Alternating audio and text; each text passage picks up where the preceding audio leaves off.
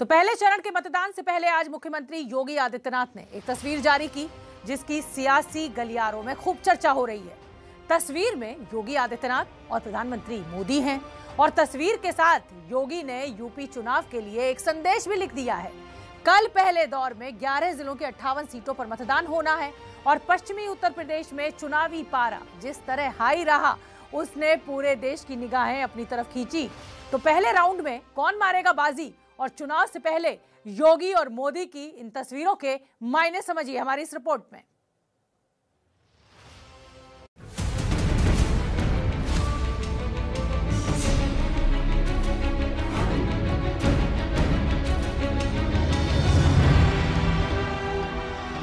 जो कहेंगे वह करके दिखाएंगे, इस संकल्प के साथ आज भारतीय जनता पार्टी आप सबके सामने उपस्थित है। विजय सुनिश्चित है, घोषित ये परिणाम है। यूपी चुनाव की पहली अग्नि परीक्षा से ठीक पहले सीएम योगी आदित्यनाथ ने ये तस्वीर सोशल मीडिया पर शेयर की। इस तस्वीर में पीएम मोदी सीएम योगी का हाथ उठाए हुए हैं और इस तस्वीर के साथ सीएम योगी ने लिखा, पीड़ित, शोषित, दुखित बांधवों के हमको हैं कष्ट मिटाने, डटे हुए हैं राष्ट्र धर्म पर सीना ताने, कदम निरंतर चलते जिनके, श्रम जिनका अविराम है, विजय सुनिश्चित होती उनकी, घोषित यह परिणाम है। अब जरा ये तस्वीर देखिए। 21 नवंबर को योगी और मोदी की ये फोटो पिछले साल की सबसे वायरल तस्वीरों में शामिल रही। यूपी में योगी के नाम पर चुनाव होगा या नहीं, इन कयासों के बीच ये तस्वीरें तब खुद सीएम योगी ने शेयर की थी और तगड़ा जवाब दिया था। अब योगी की 3 तस्वीरें देखिए। 2 तस्वीरें आप देख चुके हैं और तीसरी तस्वीर सीएम योगी और गृह मंत्री अमित शाह की है। 4 फरवरी को सीएम योगी आदित्यनाथ ने गोरखपुर से जब नामांकन किया तब सीएम योगी के साथ गृह मंत्री अमित शाह भी मौजूद रहे। अब पहले दौर के चुनाव से ठीक पहले सीएम योगी ने मोदी के साथ बिग पिक्चर दिखाई और फिर विपक्ष पर किया गर्मी वाला वार। किसान को फ्री में आने वाले 5 वर्ष के दौरान फ्री में बिजली उपलब्ध करवाने की कार्रवाई करने जा रहे हैं। हर घर में बिजली पहुंचाने का कार्य करेंगे और जो ये अराजकता पैदा करने वाले लोग 5 वर्ष के अंदर सरकार सख्ती से इनसे निपटी है, फिर से गर्मी दिखा रहे हैं। 10 मार्च के बाद एक बार फिर से आने दीजिए भाजपा की सरकार को, इनकी गर्मी को भी शांत कराने का कार्य सरकार करेगी। जून की गर्मी में हम शिमला बनाएंगे।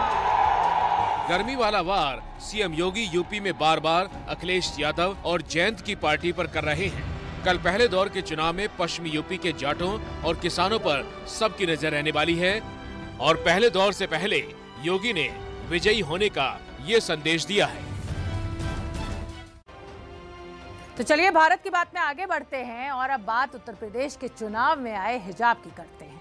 दक्षिण भारत के एक स्कूल से निकला हिजाब पहनने का विवाद अब उत्तर प्रदेश चुनाव की सियासत में एक बड़े मुद्दे की तरह दिखाई दे रहा है। स्कूल में हिजाब पहनने और ना पहनने के लिए 2 पक्षों के बीच लड़ाई है, लेकिन इस लड़ाई के बीच हम आपको हिजाब की पर्दे की तस्वीर दिखा रहे हैं। ये बॉलीवुड की उन फिल्मों की तस्वीरें हैं जिनमें बड़ी बड़ी अभिनेत्रियों ने हिजाब पहनकर अभिनय किया है। गली बॉय की आलिया भट्ट, दीपिका पादुकोण, प्रियंका चोपड़ा, कैटरीना कैफ, श्रद्धा कपूर, ऐश्वर्या, सभी ने कभी ना कभी हिजाब पहनकर फिल्मों में खूबसूरती से अपना किरदार निभाया है। यानी पर्दे पर हिजाब सुपरहिट, लेकिन राजनीति में हिजाब विवाद का मुद्दा है। हिजाब की संपूर्ण कथा शाम 7:30 बजे जरूर देखिएगा। तो चलिए आगे बढ़ते हैं और बात पंजाब की। पंजाब में कांग्रेस के मुख्यमंत्री चेहरे चरणजीत सिंह चन्नी की कर लेते हैं। चन्नी की उम्मीदवारी के ऐलान के बाद वो हो रहा है जिसकी उम्मीद खुद चन्नी ने भी नहीं की होगी। क्या है चन्नी के सामने नई चुनौती, देखिए हमारी ये रिपोर्ट। गरीब घर का चीफ मिनिस्टर चाहिए।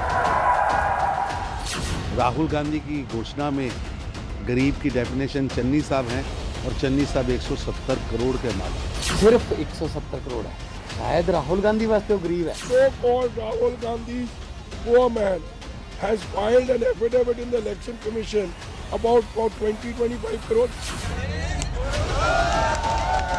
चुनावी पारी को जीत की मंजिल तक पहुंचाने में जुटे चरणजीत सिंह चन्नी की ये तस्वीरें बरनाला में प्रचार के दौरान की है। कहीं चन्नी बल्लेबाजी का हुनर दिखा रहे हैं, तो कहीं चन्नी बुजुर्गों के साथ बैठकर ताश खेलने लग जाते हैं। चारों तरफ समर्थकों की भीड़ हो और सामने मुख्यमंत्री हो तो हर चाल पर वाह वाह नई बात नहीं। लेकिन कैमरे के सामने क्रिकेट खेलने में और राजनीति के अखाड़े में बड़ा फर्क होता है। बधौर में किसानों ने चन्नी का विरोध भी किया।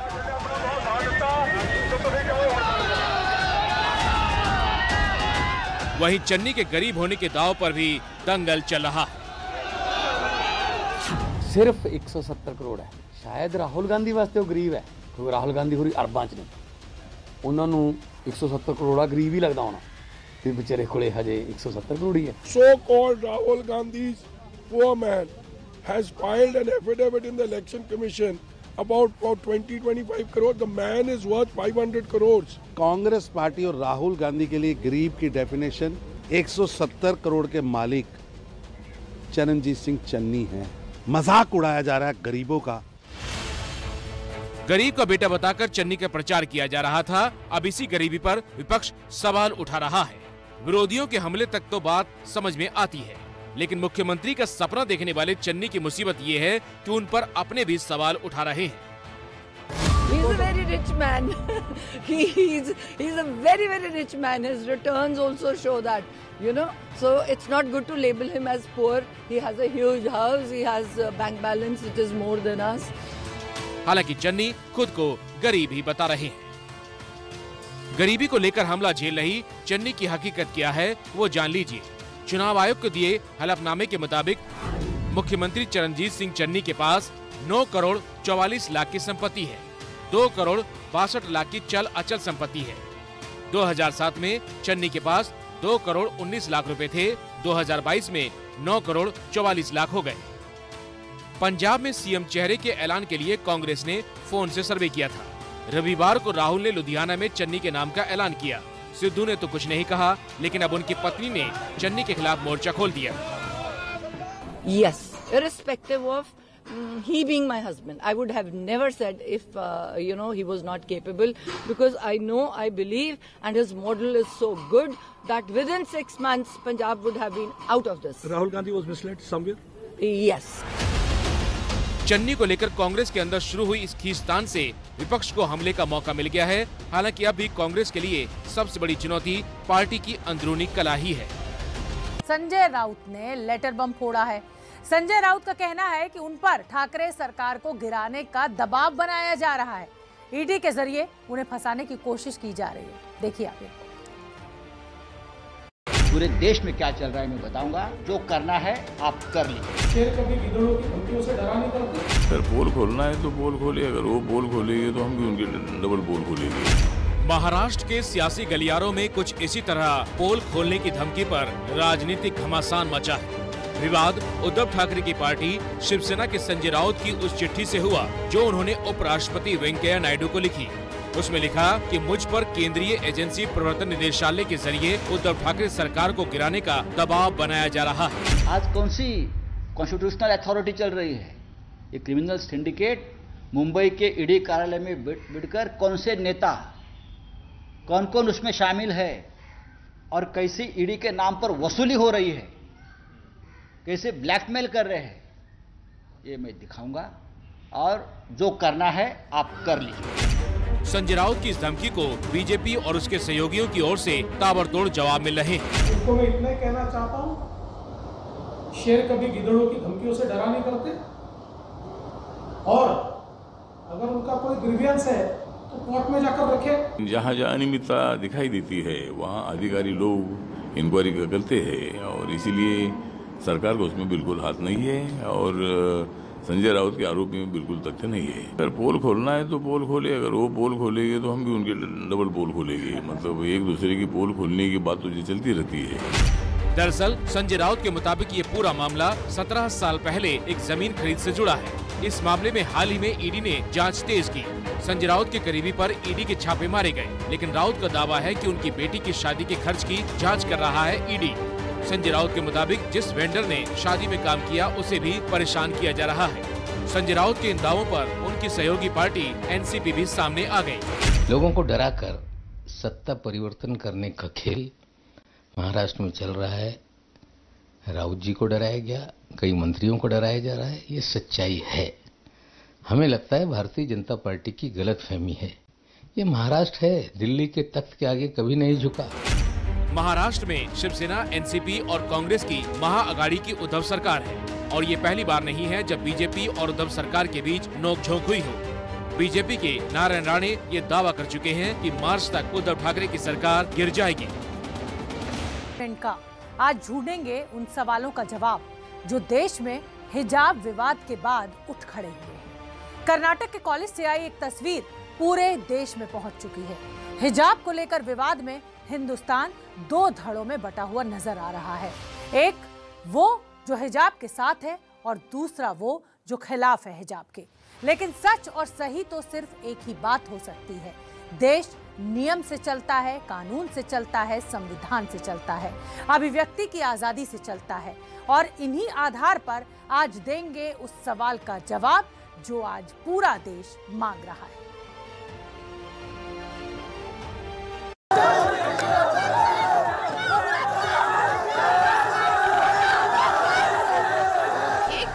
झुंड आती है और एक महिला को परेशान करती है और मैं नहीं समझती कि इस तरीके की गुंडागर्दी हमें एक्सेप्ट करनी चाहिए।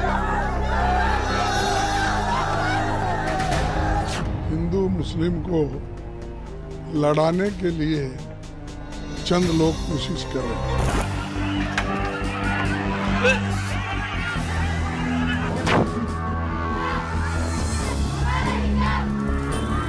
इस तरह के आइसोलेटेड इशू से भारत को बदनाम करने की कोशिश नहीं होनी चाहिए।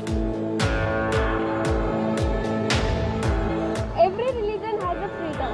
Every religion has a freedom.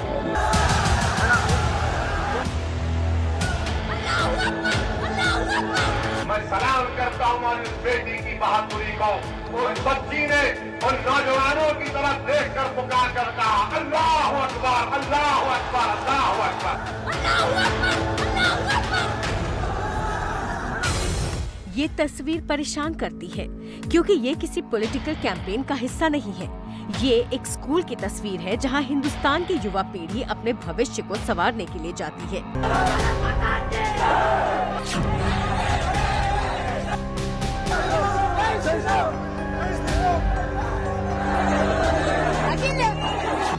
लेकिन देखिए इस तस्वीर को, एक लड़की जिसने बुर्का पहन रखा है वो अपने धर्म का नारा लगा रही है और लड़कों की भीड़ जिनके गले में भगवा गमछा है वो अपने धर्म का नारा लगा रही है।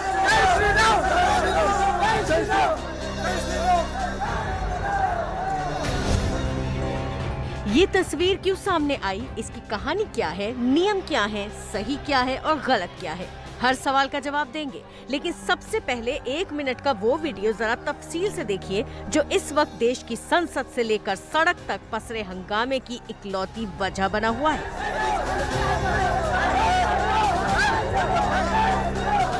वीडियो कर्नाटक के मांड्या महिला इंटर कॉलेज का है जहां बुर्का पहने एक लड़की स्कूटी से कॉलेज की पार्किंग तक पहुंचती हुई दिखाई दे रही है।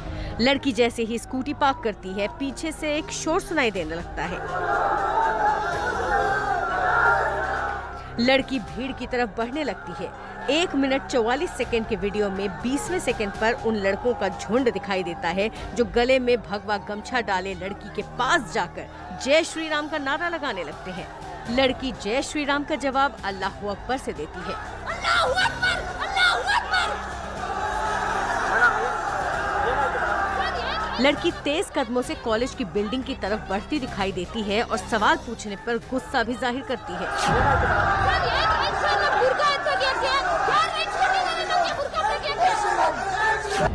वीडियो में 2 पुरुष मामला शांत करने की कोशिश करते दिखते हैं। बताया जा रहा है कि लड़कों का ये ग्रुप श्री राम सेना नाम के संगठन का है। लड़की अल्लाहू अकबर बोलकर कॉलेज के अंदर चली जाती है, लेकिन ये तस्वीर अपने पीछे कई सवाल छोड़ जाती है। तस्वीरों में बुर्का पहने जो लड़की दिखाई दे रही है उसका नाम मुस्कान खान है। मुस्कान कर्नाटक के मांड्या शहर में PES कॉलेज में BCom सेकेंड ईयर की छात्रा है। ನಾನು ಅಸೈನ್ಮೆಂಟ್ ಸಬ್ಮಿಟ್ ಮಾಡೋಕ್ಕೆ ಕಾಲೇಜ್ ಹೋಗ್ತಿದ್ದೆ. मैं अपना असाइनमेंट जमा करने कॉलेज जा रही थी. कॉलेज के गेट पर लड़कों ने कहा कि तुम बुर्का पहनकर अंदर नहीं आ सकती. ತೆಗ್ದಿ ನೀನು ಒಳಗಡೆ ಹೋಗ್ಬೇಕು, ಇಲ್ಲಾಂದ್ರೆ ನೀನು ಬುರ್ಕಾದಲ್ಲಿ ಇರಬೇಕಂದ್ರೆ अगर अंदर आना है तो बुर्का उतार कर आओ. और फिर वो सब जय श्री राम के नारे लगाने लगे. टीवी ಹತ್ರ ಎಲ್ಲ ನನಗೆ ಅಟ್ಯಾಕ್ ಮಾಡಕ್ಕೆ ಹಂಗೆ ಬರ್ತಾ ಇದ್ರು. जय श्री राम ಅಂತ बुर्खा तगी ನೀನು ಹಾಕೊಂಡಿದ್ದ. जवाब में मैंने भी अल्लाह अकबर का नारा लगाया. ಅದಕ್ಕೆ ನಾನು ಅಲ್ಲಾಹ್ ಅಕ್ಬರ್ ಅಂತ ಹೇಳಿದೆ.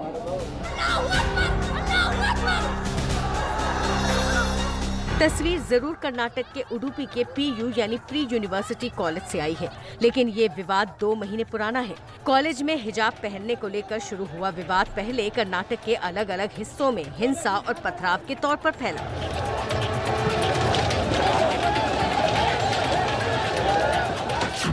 फिर देश की संसद में इसकी गूंज सुनाई थी. Article 14 of our constitution guarantees equality for all. Article 25 guarantees free practicing of religion. और अब देश के अलग अलग हिस्सों में ऐसे पोस्टर्स मौजूद हैं जिन पर पहले हिजाब और बाद में किताब जैसे नारे चस्पा कर दिए गए हैं.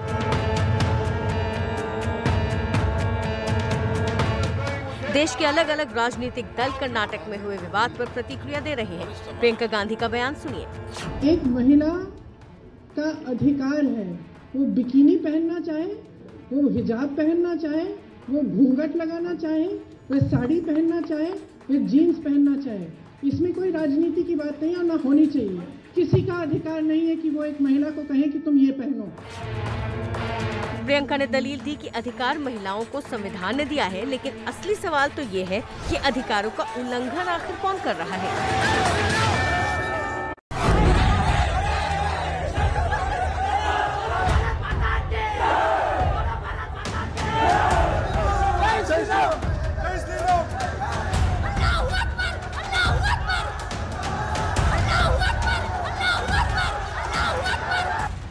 सवाल के जवाब के लिए पहले ये समझना होगा कि विवाद की शुरुआत आखिर हुई क्यों.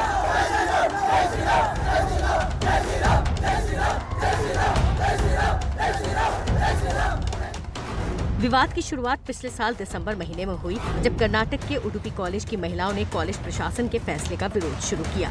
दरअसल कॉलेज प्रशासन ने महिलाओं को क्लासरूम के अंदर हिजाब पहनकर बैठने से मना कर दिया था.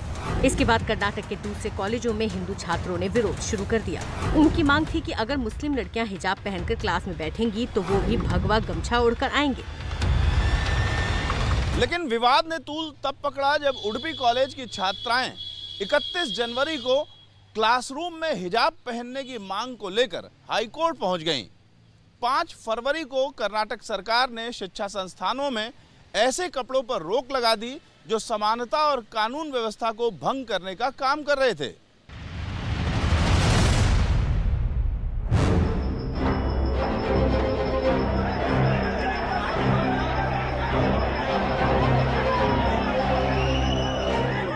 दरअसल कर्नाटक सरकार ने हाल ही में एजुकेशन एक्ट लागू किया है, जिसके तहत सरकारी स्कूल कॉलेजों में तय यूनिफॉर्म ही पहनी जाएगी। देखिए क्या कहता है कर्नाटक सरकार का dress code act. Karnataka education act के मुताबिक शिक्षा संस्थानों में एक जैसी यूनिफॉर्म होगी। प्राइवेट स्कूल अपनी मर्जी से यूनिफॉर्म तय कर सकता है। ड्रेस कोड की जरूरत इसीलिए होती है क्योंकि ये स्कूल में अनुशासन तय करता है, छात्र छात्राओं के बीच समानता का भाव पैदा करता है। लेकिन हिजाब न पहनने को मौलिक अधिकारों के उल्लंघन के तौर पर पेश किया जा रहा है और ऐसा करने में असदुद्दीन ओवैसी जैसे नेता सबसे आगे हैं। हिजाब और बुर्का पहनना तो हमारा राइट है, हमारा फंडामेंटल राइट है संविधान में। मैं क्या पहनता हूं, क्या खाता हूं, किसी के बाप को झांकने की जरूरत नहीं है उसमें। मेरी बेटी क्या पहनेगी, मेरी माँ क्या पहनेगी, मेरी पत्नी क्या पहनेगी, मेरी खाला क्या पहनेगी। अरे तू अपने घर की फिक्र कर, मेरे पीछे क्यों पड़ा है। सवाल ये है कि स्कूल कॉलेज में ड्रेस कोड लागू करना मौलिक अधिकारों का उल्लंघन कैसे हुआ। शिक्षण संस्थानों को अपने ड्रेस कोड लागू करने का अधिकार है और ये ड्रेस कोड हर धर्म पर लागू होता है। अधिकारों की समानता तो सामाजिक, आर्थिक और शैक्षणिक आधार पर नापी जानी चाहिए। बताएं, हिजाब पर जो कम्युनल हंगामा और हॉरर है वो किसी के लिए भी ठीक नहीं है। जहाँ पर कि यहाँ के चाहे आर्थिक हो, सामाजिक हो, शैक्षणिक हो, उनके अधिकार सभी के सुरक्षित है और समानता के साथ हैं और बराबरी के एहसास के साथ सब लोग रह रहे हैं। अनफॉर्चुनेटली किसी भी इंस्टीट्यूशंस के डिसीजन पर, किसी भी इंस्टीट्यूशंस के जो है डिसिप्लिन पर, किसी भी इंस्टीट्यूशंस के डेकोरम पर जो है वो कम्युनल कील ठोकने की जो लोगों की आदत है, तो उनके दिमाग ही कम्युनल कील से ठुके हुए हैं, इसलिए वो कम्युनल कील ठोकते हैं।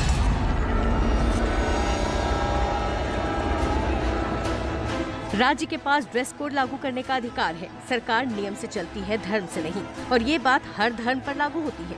मुस्लिम लड़कियों के हिजाब पहनने पर सवाल हो रहे हैं कि ड्रेस कोड फॉलो क्यों नहीं किया जा रहा, लेकिन सवाल भगवा गमछा पहने इन नौजवानों से भी है जो कॉलेज में जय श्री राम का नारा लगा रहे हैं।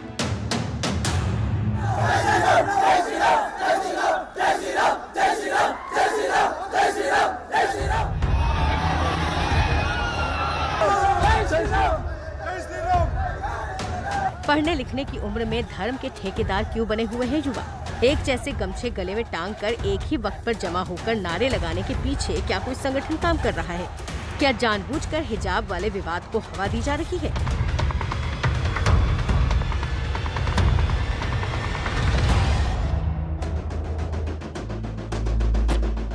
हालांकि अलग अलग राजनीतिक दल इसी बात का इशारा कर रहे हैं। वहाँ जो ये हिजाब का इशू कर दिया है वो जानबूझ के पर्पसली वोट पोलराइज करने के लिए और खास करके हिंदू मुस्लिम को लड़ाने के लिए चंद लोग कोशिश कर रहे हैं। कल को आप हमारे सिख भाइयों की पगड़ी के ऊपर भी एतराज कर देंगे, परसों को आप हमारे बुर्के के ऊपर भी एतराज करेंगे कि पूरा उतार दो। ये सिर्फ हिजाब और बुर्के की बात नहीं है, हिंदुस्तान की दो बड़ी आबादी के बीच में टकराव पैदा करने की साजिश है। सिर्फ कांग्रेस ही क्यों, कल संसदीय कार्य मंत्री प्रहलाद जोशी ने कहा था कि ये मुद्दा बिना राजनीतिक समर्थन के नहीं उठ सकता। वही लोग कर रहे हैं, हम तो सीधा सीधा उधर है प्रिंसिपल, उनको समझाया था ऐसे ड्रेस कोड पालन करो, ड्रेस कोड के साथ ही आप कॉलेज में आओ करके, उनको विरोध क्यों करना? तो एक लड़का लड़की या छात्र या एक छात्र, whether it is a girl student और ए बॉय स्टूडेंट, अपने आप कर सकते थे, बिना कोई पॉलिटिकल सपोर्ट के बिना कर सकते क्या? लेकिन देश में उथल पुथल मचाने वाले इस विवाद के बाद कर्नाटक की ताज़ा तस्वीर क्या है, इसकी गवाही आपकी टीवी स्क्रीन पर मौजूद है।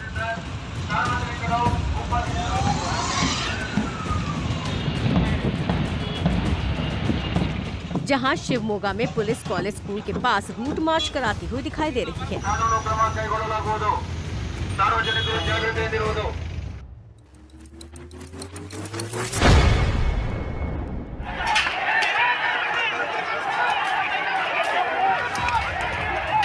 दरअसल विवाद के बाद कर्नाटक के कई हिस्सों में हिंसा शुरू हो गई थी।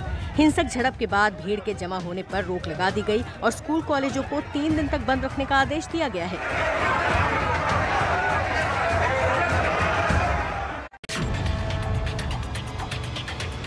आज हिजाब विवाद को लेकर कर्नाटक हाई कोर्ट में भी सुनवाई शुरू हुई है, लेकिन सिंगल जज की बेंच ने मामले को बड़ी बेंच को रेफर कर दिया है। मतलब ये कि विवाद जहां से शुरू हुआ था वहीं पर है। हिजाब पहनकर क्लास में आने पर मनाही है, लेकिन नियमों के आगे धर्म को रखकर विरोध हो रहा है और उसे मौलिक अधिकार के उल्लंघन से जोड़ा जा रहा है, जो ठीक नहीं है। मिसाल केरल हाई कोर्ट के आदेश से ही मिलती है। 2018 में केरल हाई कोर्ट ने स्कूल यूनिफॉर्म के तौर पर 2 छात्राओं के हिजाब पहनने की याचिका को ये कहते हुए खारिज कर दिया था कि याचिकाकर्ता संस्थान के अधिकारों पर अपने व्यक्तिगत अधिकार नहीं थोप सकता।